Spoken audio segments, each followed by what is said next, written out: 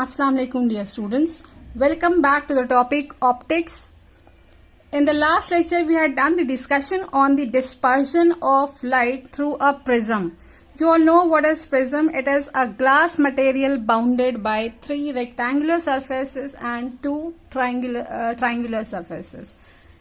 When we consider the principal section of a prism is nothing but a simple triangle. If a prism is cut vertical to the refracting edge, then we will get large number of triangle. One such triangle is going to called as principal section. So while studying the prism formula, we are only going to draw the principal section of a prism.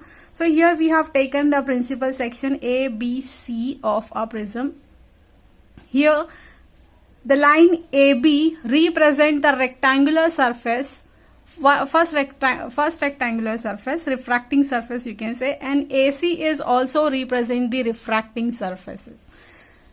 These two surfaces are going to take part in the process of refraction as well as in the process of dispersion.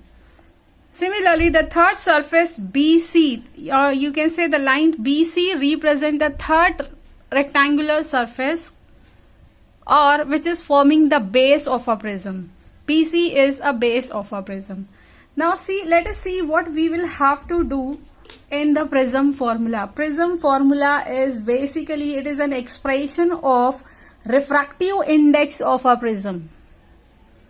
Refractive index of a prism, you need to find out the formula for the refractive index of a prism. Then we all know from the Snell's law, refractive index is having the formula sin I upon sin R. This formula is taken from the Snell's law. Sine of the ratio of the sine of the angle of incidence to that of the sine of the angle of refraction is called as refractive index. So here we will have to find out the formula for the refractive index of a prism. This is called as prism formula. It is a very lengthy derivation, or as you can say it is a combination of two derivation. The question may be asked like this.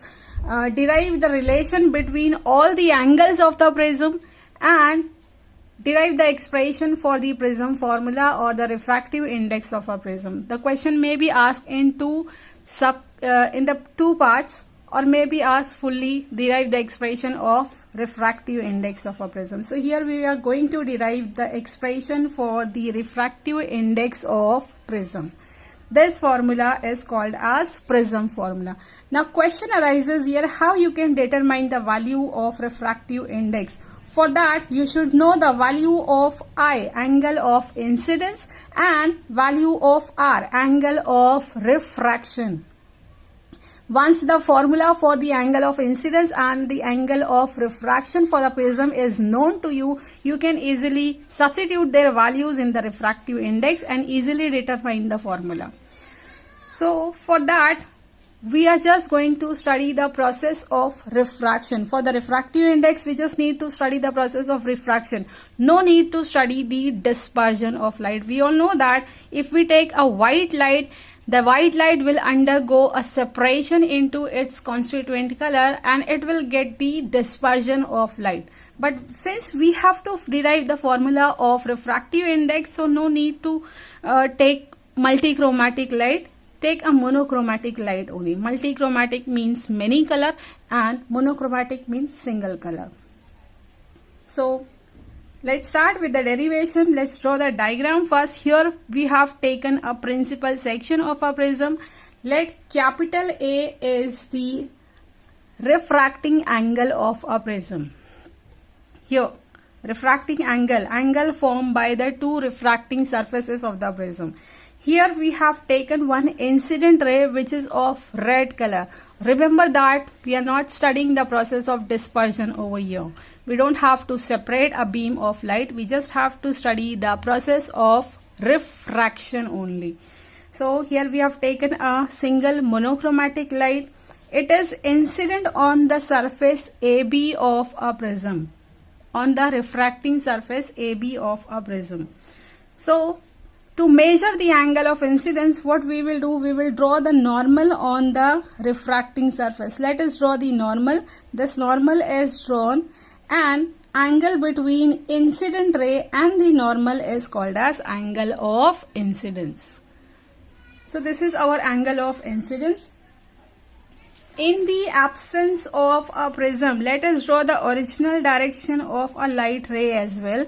Original direction of a light ray, in the absence of a prism, the light ray would have gone straight. This is the original direction of a light ray. So let us represent it as P dash. Let P dash be the original direction of a light ray. But since we have kept the prism in the path of a light beam, so this incident ray is going to suffer from refraction, means it will change its path from the original path. It will be deviated towards the normal. So the light incident ray point of incidence over here is Q. So let PQ is the incident ray. This PQ ray will suffer a deviation, and the light ray will pass from rarer medium to denser medium. So when it passes from rarer to denser, it will suffer from the refraction. Here you are going to get a refracted ray. So let us say refracted ray will move along a line, say QR. This is our refracted ray. So this QR is a refracted ray.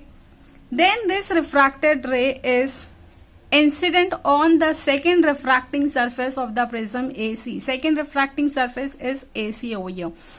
So here again the light ray is moving from denser medium to rarer medium. So finally this ray is going to emerge out. It will come out from the prism. As it is coming out of the prism, so the second last part of the ray is called as emergent ray, and it is denoted as RS. So far what we have done, we have taken one incident ray PQ. This incident ray will move inside a prism as a ray QR, and it will finally come out of the prism as a ray RS. Angle of incidence we have taken. Then see your angle between the refracted ray and normal is angle of refraction. So here the light ray will suffer two types of refraction, on the surface AB as well as on the surface AC. So we will say that this angle is angle of refraction R1. Let us say this angle as R1. Similarly, the refracted ray angle made by the refracted ray with the second normal on the surface AC, let this angle be R2. And the ray which comes out from the prism RS, it is also making certain angle. Let this angle is angle of emergence, and it is denoted as E, angle of emergence. Now, original direction we have drawn over here. Let us join the two normals. The two normal will intersect with each other at a certain point. Let this point be D. This point of intersection of the two normal is D over here. Then what we will do, we have taken the incident ray as P dash, but the ray which we are getting from the prism is in the form of RS. So what we will do, let's find out the angle of deviation. Incident direction of a ray was like this, but the ray which we are getting from the prism is in this direction. So in order to find out the angle of deviation of a light ray, by how much degree the light ray has been deviated, you'll have to produce a ray RS in a backward direction. Here we have produced a ray RS in a backward direction. Say SS dash. SS dash represent the direction of emergent ray, while P dash represent the direction of incident ray. So there is a point of intersection between the direction of incident ray and the direction of emergent ray. Let this point is point O. Point of intersection of the two direction is point O. So original direction was PP dash, but the emergent direction is SS dash. The angle of deviation, angle between these two direction is the angle of deviation. So let's say this angle of deviation as delta. So with this angle you can say that the light ray has changed its path. This was the original direction, but the emergent direction is in this direction. So angle in between these two rays is called as angle of deviation, and it is denoted as delta. Similarly, you can see here angle of incidence. What do you say about this entire angle, which is marked with this green line? This entire angle is also equal to I, as these two are opposite angle. Similarly, if this angle is E, then this entire angle is also E, opposite angle. So now concentrate on this point only. Total angle is I. Out of it, some part of it is R1. What would be the remaining one? Remaining angle will be, means angle OQR. This angle, this small angle will be I minus R1. Similarly, here also total angle is E, and part of this total angle E is R2. What would be the remaining part over here? Means angle ORQ is E minus R2. These are the things that we'll have to understand from the diagram. Now let's start our derivation. Don't forget that we'll have to derive the expression of refractive index of a prism over here. So let's go on writing. You just have to observe the geometry of a prism. First, let us find out the relation between all this angle over here. So now concentrate on this triangle OQR. This triangle OQR. Here angle OQR is I minus R1, and angle ORQ is E minus R2. So what are the equation here? First equation that we can write about this angle is angle OQR. From the diagram, angle OQR is I minus R1. Angle ORQ is E minus R2. Combinedly, you can give this one as equation 1. These are the values of these two angles. Now, let's find out the relation between all this angle. See this diagram, angle A and angle D. It is a cyclic quadrilateral AQDRA. This is a cyclic quadrilateral over here. So sum of these two angle A and angle D is 180. So we can write one equation from here. Angle A plus angle D is equal to 180. Give this one as equation number 2. Or you can directly write it as A plus D is 180. Similarly, see the lower triangle QRD. In the lower triangle QRD, we can say sum of all this angle of a triangle is 180. So I can write angle R1 plus angle R2 plus angle D is also 180. Give this one as equation number 3. Now third thing that we can write from the diagram, very important one it is. You can see this angle delta. This delta, the angle of deviation, It is the exterior angle of a triangle OQR. You can see the triangle OQR. You'll come to know that this angle delta is the exterior, means it is outside the triangle. So this is the exterior angle of a triangle OQR. So by the property of exterior angle of a triangle, we can write one equation that sum of these two adjacent angle is equal to exterior angle. So delta is equal to I minus R1 plus E minus R2. So here I can write one equation as I minus R1 plus E minus R2 is the angle of exterior angle of a triangle, or I can say angle of deviation. So I can write it as I plus E minus R1 plus R2 is equal to delta. Now give this equation as equation number 4. Very important equation it is.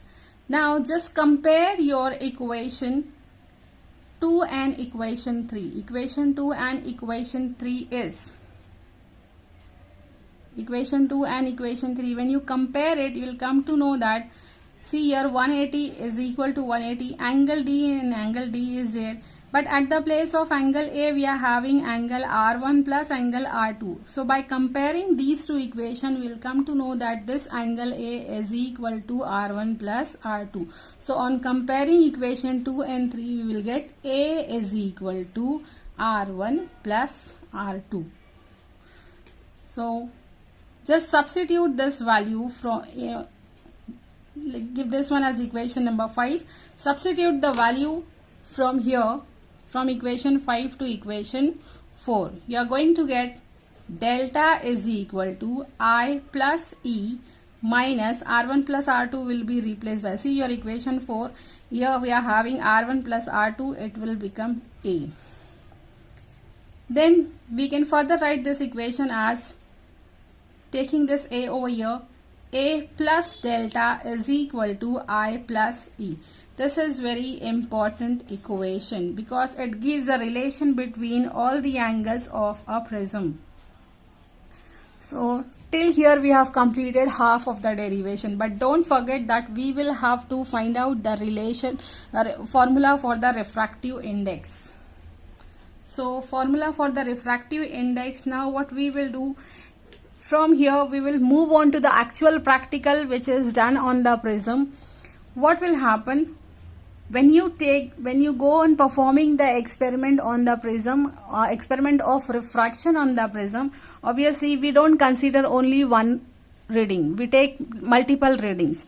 So you are going to change your angle of incidence. For different values of angle of incidence, you are going to get different value of angle of emergence as well as angle of deviation.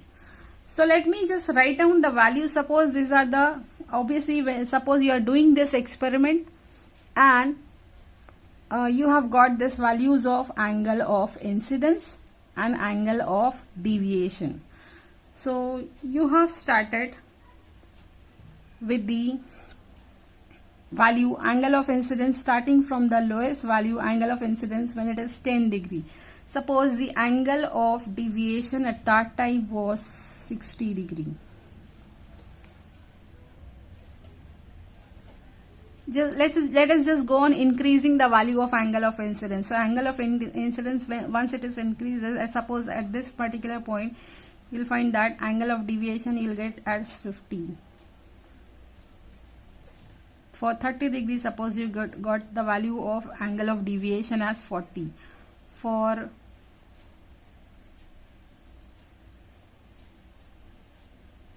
40 degree, you are going to get the value of angle of deviation as 30. For 50 degree, you are going to get the value of deviation as 40.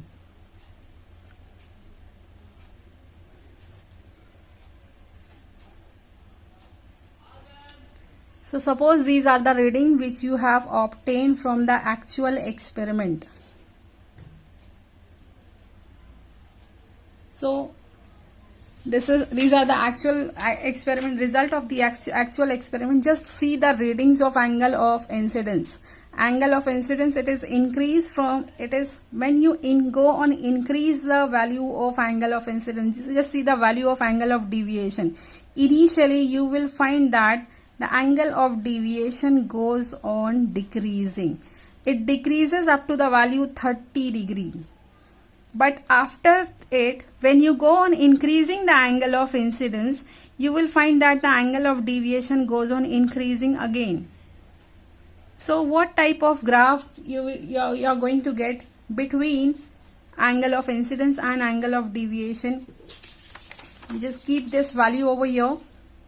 If you want to draw the graph between angle of deviation and angle of incidence. Suppose on the y-axis we are plotting angle of deviation, and on the x-axis we are plotting angle of incidence. This is our angle of deviation. So when you go on plotting the values over here, 10, 20, 30, 40, 50, 60, 70 and so on. Here the angle of deviation 60, 50 like this. Here also 10, 20 degrees are taken. So initially starting from the 10 degree, the deviation angle is maximum over here, 60 degree. It goes on decreasing. It reaches its minimum value, then it finally goes on increasing. So this type of graph you are going to get over here. And at the angle of 40 degree, this is the minimum value that you are going to get over here. This is the minimum value of delta, which is 30 degree.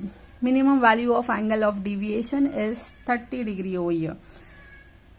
Beyond this, again the value of deviation goes on increasing.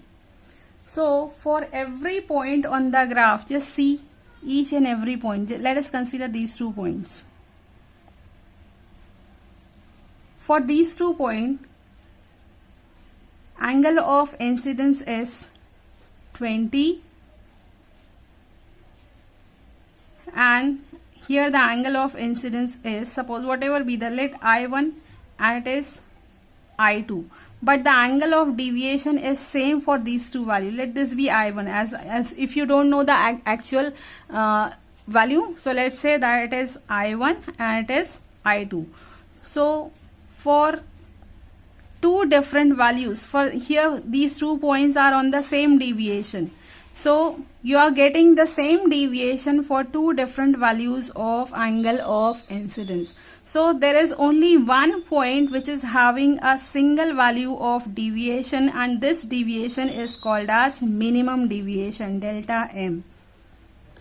So rest of the values of the, see, you can see that angle of deviation goes on repeating, but only at the minimum point. Minimum value is a unique value in the in your reading. It is having only one angle of incidence, while rest of the deviation angle are having 2 angle of incidence. See here, deviation angle 40 is having 2 angle of incidence, 30 as well as 50. Deviation angle 50 is having 2 values of angle of incidence, that is 20 as well as 60. So you are having only a single value of angle of incidence at minimum deviation point. So when you perform this experiment, suppose you are repeating this experiment by taking another side of a prism.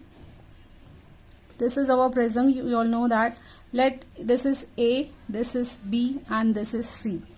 So let this value is called as minimum deviation position. So when you perform this experiment at the minimum deviation position, when you take incident ray on the other side from AC of a prism, when you reverse its path, when you take the incident ray on the AC of a prism, you are going to get the refracted ray and emergent ray like this. So at this particular point, whenever you perform this experiment at the minimum deviation position, let us just retrace its path, light ray, suppose it is retracing its path.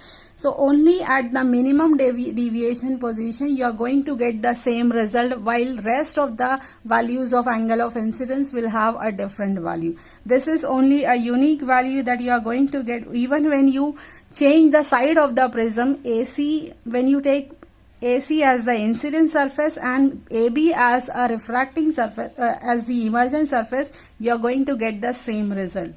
So let us put one condition. Whenever angle of deviation delta is equal to delta m, minimum deviation position, whenever angle of deviation is equal to delta m, at that point light ray can reverse its path, means you can reverse the experiment from the other side. So angle E will become, at that point E will become I, means E is equal to I, and R1 and R2 will also going to change. R1 will also be equal to R2. So let us say that it is having a common value, say R.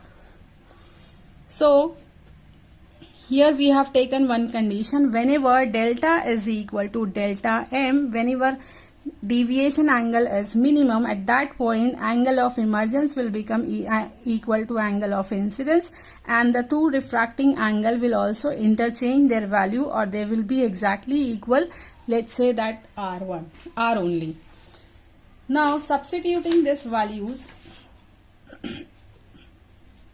in our main equation, as we have got the relation between all the angle of a prism as A plus delta m is equal to I plus E. This is our main equation. Now